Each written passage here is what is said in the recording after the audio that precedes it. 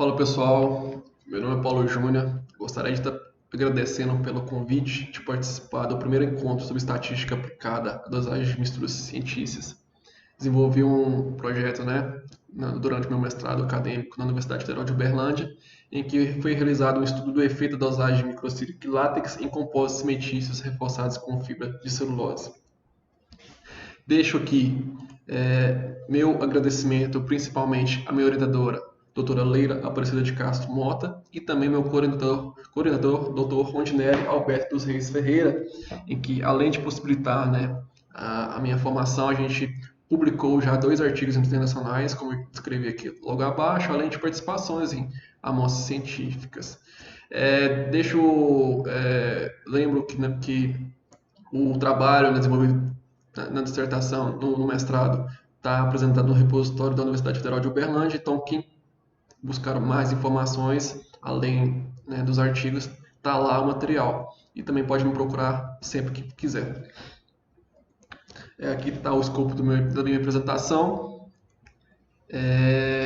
O material utilizado nessa pesquisa foi um material compósito, que é um material composto por 2 partes, a parte contínua, que é a matriz cimentícia, e a parte descontínua, que são as fibras. A matriz do compósito é responsável pela ligação e distribuição das cargas, enquanto a fase dispersa das fibras garante o reforço do material.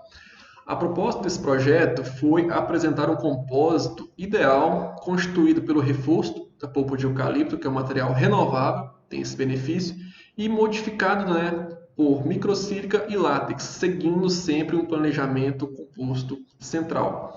Foi avaliado as 3 variáveis codificadas em relação às variáveis de resposta, as variáveis codificadas x1 microsílica, x2 celulose e x3 látex natural, buscando as variáveis de resposta, tenacidade, modo de ruptura e modo de elasticidade referente às propriedades mecânicas dos materiais, e absorção de água referente ao comportamento físico. Lembro que existem desafios quanto à durabilidade de compósitos, principalmente utilizando fibras vegetais, em que busca-se não haver esse aumento da fragilização, diminuição de aderência entre fibra e matriz, diminuição da resistência pós-pico, diminuição também do grau de polarização, e alguns cuidados devem ser feitos nas duas fases, na parte da matriz e também na parte das fibras. A matriz com processo de hidratação, principalmente a formação da portlandita, o hidróxido de cálcio, promove algumas consequências negativas, como a mineralização e a hidrólise alcalina. A mineralização consiste na migração de produtos de hidratação do cimento Portland, especialmente portlandita, para as cavidades centrais, que são os lúmenes das fibras, paredes e vazios internos, causando enfraquecimento dessa fibra. Além disso, a hidróxido alcalina provoca-se a quebra das cadeias moleculares, principalmente das regiões amorfas, a lignina especialmente, e isso promove também o aumento da fragilidade das fibras. A questão da hidrofilidade das fibras, especialmente as fibras vegetais, tem que ter bastante cuidado, porque além de promover a diminuição da trababilidade desse composto, ela promove a instabilidade volumétrica devido, por exemplo, ao aumento de porosidade, a questão também da retração que existe na ligação que existe entre a zona de transição fibra matriz, e isso prejudica a capacidade de resistência do material. Algumas modificações são sempre utilizadas. Existem os tratamentos químicos e físicos nos tratamentos das polpas celulósicas. Aqui, nesse projeto, a gente utilizou a impregnação do látex natural sobre a superfície da polpa celulósica, além também da modificação da matriz, incluindo a pozolana, que foi a microsílica. A microsílica, além desse benefício na matriz aí, ela tem um benefício do efeito pozolânico local na superfície da fibra, diminuindo principalmente a presença da portlandita na superfície dessas fibras, da fibra pulpocelulósica. Os materiais utilizados para o cimento de alta resistência inicial, houve a substituição de 0 a 20% de massa de cimento Portland por microsílica. Houve utilização de látex natural variando de 0 a 10% em relação à massa de cimento e microsílica e também a porcentagem de celulose de eucalipto na mistura de 5 a 15% em relação ao volume da placa. O planejamento composto central utilizado, ele visou otimizar as variáveis de resposta, né, que são a tenacidade, modo de ruptura e absorção de água, utilizando quantitativos adequados de microsílica, polpa celulósica e látex natural, pensando sempre na eficiência, né, desse modelo estatístico para não ter que haver muitas formulações. E cada tipo de variável dependente, cada tipo de formulação, né, cada tipo de experimento foi executado em 3 idades, aos 28 e após 90 e 70 dias após o envelhecimento. Os experimentos foram realizados com 4 pontos centrais e com alfa de ortogonalidade de 1,41421. A análise da influência das variáveis independentes sobre a resposta foi realizada com auxílio do software Estatística 7. Aqui nessa tabela está apresentado os níveis usados para codificar as variáveis. Temos aqui os valores extremos, menos alfa e mais alfa, com valores extremos de cada tipo de amostra, né? O microcílico variou de 0 a 20%, a gente tem os extremos dela, a parte central 10%, e os limites penúltimos, né, desses teores. A equação de codificação é representada aqui acima, onde que podemos verificar nessa equação que existe a variável EI, que é o valor do fator na escala original. O E0 é o valor central escolhido nos seus limites de trabalho. Então, lembrando que os limites de trabalho foram escolhidos após vários tipos de estudos que foi feito no nosso laboratório na Universidade Federal de Uberlândia e decidiu esses teores nessa minha pesquisa. O valor E1 é o penúltimo valor mais alto para o limite de trabalho. Não, temos aqui, por exemplo, o valor E1 na microsílica que foi 17,1%, corresponde a 17,1%, e o E-1 corresponde ao penúltimo valor mais baixo para o limite de trabalho. Foram realizados 18 experimentos por idade. Lembrando-se que o PCC é formado por 3 partes, né? Você tem a parte fatorial, a parte axial e a parte central. A parte fatorial, que corresponde aos experimentos 1 até o 8, ele corresponde aos pontos, né, nas coordenadas de -1 ou +1. Então, cada experimento aqui com variáveis codificadas de -1 e +1, a gente tem aqui os valores dos teores para esse experimento. Temos a parte axial, que corresponde à parte em que todas as variáveis codificadas estão na região central, exceto uma. Por exemplo, a gente tem aqui o experimento 9, que tem a parte extrema, né, menos alfa, e os valores na região central, certo? E, consequentemente, isso variou para os experimentos 9 até o experimento 14. E os valores centrais, que a gente repetiu, né, 4 experimentos, né, com formulações centrais com os mesmos teores. Em todas as idades, foi feito, né, uma análise global das variáveis de resposta, tenacidade, modo de ruptura, modo de elasticidade, absorção de água, por meio, né, de equações de regressão múltipla polinomial, onde que foi obtido, né, os parâmetros relativos entre as variáveis codificadas, né, x1, x2, x3, e foi avaliada a resposta e as variáveis codificadas de forma isolada, as interações que existiam entre essas variáveis e os termos quadráticos. A análise de diferença nova foi utilizada, né, para verificar as diferenças se existe diferença estatística, né, entre os valores médios encontrados. E o teste T de Student foi aplicado para assumir diferentes médias, com o objetivo de analisar especialmente se houve ou não diferenças nesses valores médios entre as idades. Eu tenho 3 idades, 28, 90 e 180 dias. O tratamento foi realizado a um nível de significância, né, de 95%.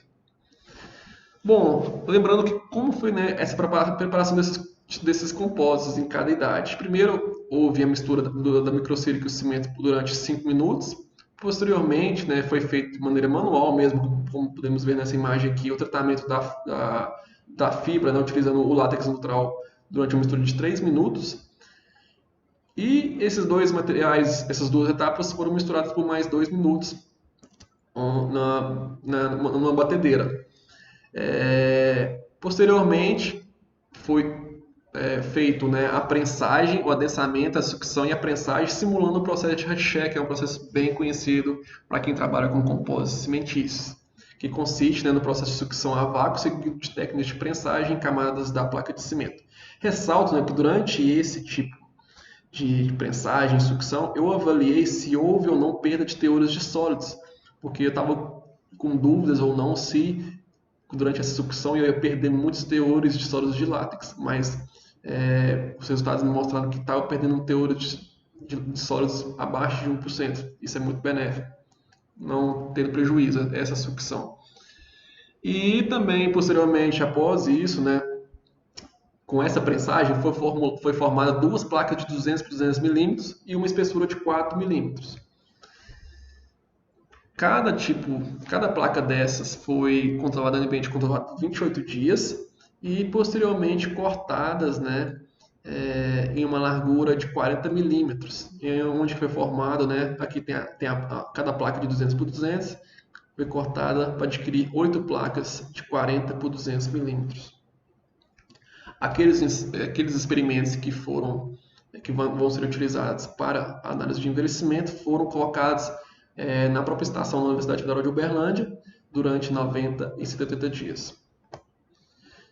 Outros ensaios, né, além dos ensaios de flexão que eu vou mostrar aqui, foram executados, como MEV, DRX, ângulo de contato, FETIRA-TR, ensaio de tração no látex.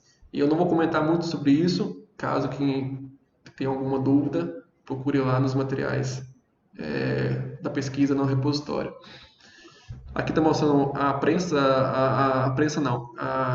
equipamento de ensaio de flexão dos compósitos utilizados, que está adquirido lá na UFO mesmo, presente lá na UFO, e também a balança utilizada para adquirir o ensaio físico, as propriedades físicas, como porosidade e absorção. Assim, foi possível, a partir após a moldagem, a cura, o envelhecimento, né, e a realização dos ensaios, adquirir, por exemplo, as propriedades mecânicas. Aqui temos a tenacidade, o modo de ruptura e o modo de elasticidade em cada idade, 28, 90 e 180 dias. Esses valores aqui é de cada experimento 1 até o 18. Cada valor apresentado corresponde aos valores médios, né, dos resultados dos 2 corpos de prova ensaiados em cada experimento, em cada idade. Aqui temos também resultados das propriedades físicas, né, que nem eu comentei, absorção, umidade, densidade, índice de vazios, porosidade. Ressalta-se que, né, durante a continuidade da hidratação combinada com a carbonatação natural, né, envelhecimento natural, houve uma diminuição, por exemplo, das propriedades físicas. Aqui, por exemplo, a gente tem a absorção do experimento 8. Então, houve uma diminuição da absorção, principalmente devido a esse adensamento, né, da matriz e após o envelhecimento.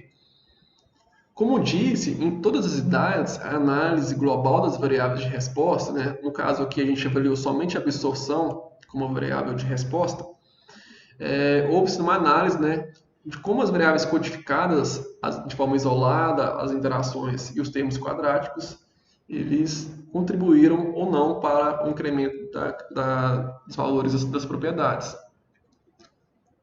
Por exemplo, aqui temos as equações de regressão múltipla do modo de ruptura nas 3 idades, 28 após 90 e 70 dias de envelhecimento, e em que os termos em negritos nas equações representam as variáveis que influenciaram significativamente nas respostas. A gente observa, assim, por exemplo, aqui, ó, a variável isolada x3, que é o látex, ela influenciou significativamente ao nível de significância de 95%, na diminuição do MOR nas 3 idades. Então, os grandes incrementos de látex diminuem o modo de ruptura. Podemos também observar pela equação de regressão múltipla, aos 28 e 90 dias, que a variável isolada x2, que é a celulose, ela aumentou a capacidade de resistência mecânica do modo de ruptura nessas duas idades, a um nível de significância de 95%. Além dessa equação de regressão múltipla, a gente possibilitou também analisar de forma gráfica essas interações. Com o látex no teor central de 5% de látex, observou-se as curvas nas três idades, 28, 90 e 180 dias, em que, em relação, né, à influência de celulose e microcílica, observou-se que houve-se um maior aumento do módulo de ruptura com o incremento dos teores de celulose. Isso é benefício de uma boa interação, né, da celulose e também da capacidade de reforço que essa fibra teve no compósito e também uma boa distribuição dessa celulose. Porém, a gente observa que houve-se maior teores de módulo de ruptura para baixo teores de microcílica. Aqui, por esse gráfico aqui, ó, aos 90 dias, a gente tem aqui, ó, baixos teores de microcílica, foi onde que teve maiores valores de módulo de ruptura. E esse prejuízo da microcílica deve-se principalmente à dispersão ruim que ela teve nessa matriz cimentícia, porque houve uma aglomeração que essa dispersão de microcílica formaram aglomerados de tamanhos maiores e desenvolveram produtos de hidratação em torno, como podemos ver nessa imagem aqui. Houve-se a aglomeração da microcílica e a presença de produtos de hidratação ao redor dessa aglomeração. E essa questão de material que não reagiu e virou um material inerte, não contribuindo, né, para aumentar a resistência mecânica. A gente buscava muito, né, que a quantidade adicional não foi suficiente, né, a quantidade de microcílica adicional não foi suficiente para compensar o cimento substituído na intenção de formar silicato de cálcio hidratado. Então, esse material inerte aqui, ó, ele não promoveu a formação do silicato de cálcio hidratado, então isso só prejudicou. A gente observou que houve um aumento da absorção de água com incremento de teores de microcílica, e esse cuidado deve ser analisado para, né, a microcílica é benéfica? Ela é benéfica. Observei isso em difrações de raio-x, a gente observou que houve uma diminuição da postilandita. Porém, a microcílica tem que ser adicionada de forma correta, não de forma adicional. Outra observação por meio também das curvas, né, que a gente tem a variável codificada x1, que é 10% de microcílica, observou-se, né, que houve aumento do módulo de ruptura para baixos teores de látex. Baixos teores de látex, houve aumento do módulo de ruptura, principalmente pelo efeito, né, da hidrofugação que o látex teve na amostra. Isso foi observado no ensaio de ângulo de contato, essa questão da hidrofugação. Além disso, há também, de forma aos 28 dias, foi observado também que o látex contribuiu para a diminuição da absorção de água, então isso é benéfico. Porém, a questão do látex é a mesma coisa da microcílica, tem que ter cuidado para não adicionar de forma que cause prejuízo à matriz, porque a adição do látex aglomerou muito as fibras, então aquele efeito da cola, né, ela prejudica a dispersão das fibras na matriz cimentícia. Então, algumas regiões não ficaram reforçadas, ficaram aquele bolo de fibras em algumas regiões, prejudicando, né, a capacidade de resistência do material. Essa questão da utilização do látex é benéfica, pessoal. Eu vou mostrar aqui, aos 90 dias, no experimento 13, que é um experimento com 0% de látex, a gente avaliou a menor perda de capacidade de módulo de ruptura entre 28 e 90 dias entre os compósitos. Então, isso aqui foi promovido pela isenção do látex, que a gente observa aqui que existe bastante hidratação na superfície da fibra e também na cavidade interna. E aqui no experimento de 180 dias, no experimento 5, que tem 1,4% de látex, ele teve um maior incremento de módulo de ruptura entre 28 e 180 dias. E benefício, né, dessa presença de látex aí pode ter promovido esse aumento do módulo de ruptura. Ressalta-se que o adensamento da matriz e maior aderência na interface após o envelhecimento contribuiu para a fragilização da fibra, reduzindo a capacidade de formação porém o aumento da resistência de fricção do compósito. Então, mesmo com o adensamento, ele contribui para a fragilização. Porém, a gente observa, assim, não somente nessa imagem aqui, outras imagens de 70 dias, uma boa preservação que a fibra teve em alguns tipos de experimentos. Aqui está uma análise que a gente avaliou entre idades pelo teste T, né? Entre 28 e 90 dias, 28 e 180 dias, 90 e 170 dias. Aqui nessa tabela aqui ao lado tem como é que foi o comportamento de cada experimento, dos 18 experimentos nas 3 idades. Ressalto o teste T, é importantíssimo a gente ver se houve semelhança entre essas variáveis médias entre as idades, porque se não há diferença, significa que existe uma boa preservação, principalmente da matriz, com o incremento da idade.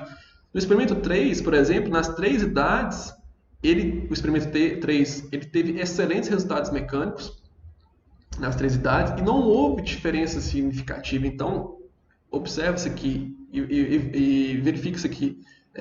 Isso é muito benéfico para a questão da preservação. Então, a gente busca que não haja essa diferença significativa entre essas idades. O experimento 3, que tem 2,9% de microsílica, 13,5% de celulose e 1,4% de látex. Ele apresentou o melhor valor de modo de ruptura, como podemos ver nesse gráfico aqui ao lado, aos 90, e o terceiro aos 180 dias. Então, eu comentei aqui, pessoal, só a questão do modo de ruptura, mas a gente fez a análise também de tenacidade, absorção, modo de elasticidade, para estar validando o nosso modelo estatístico.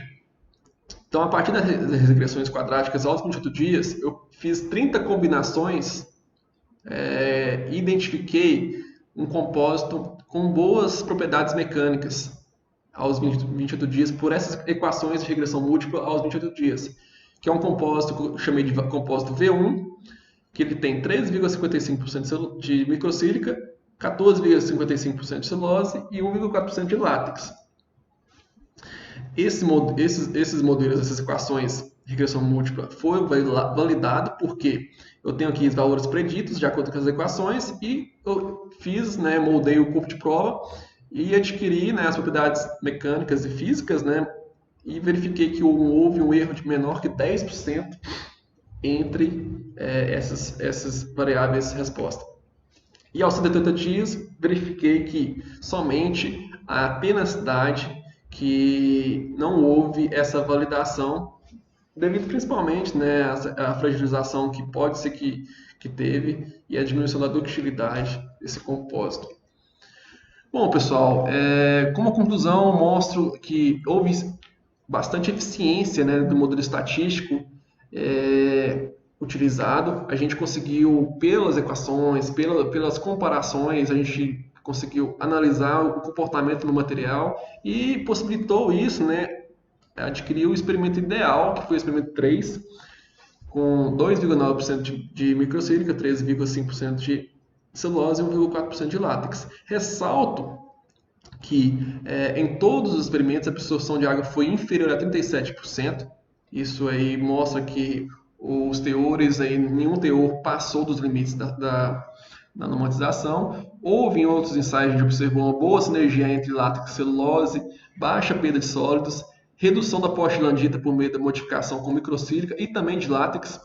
Isso a gente observou por meio dos ensaios de frações de raios-x. Houve-se, então, a preservação das fibras e é um estudo para muita potencialidade de estudos futuros, principalmente com essa metodologia estatística utilizada. Deixo aqui algumas referências que eu utilizei. Meu e-mail, paulo.machado@uf.br, engenheiro.paulojunior@gmail.com. Qualquer dúvida, estou à disposição. Grande abraço, pessoal.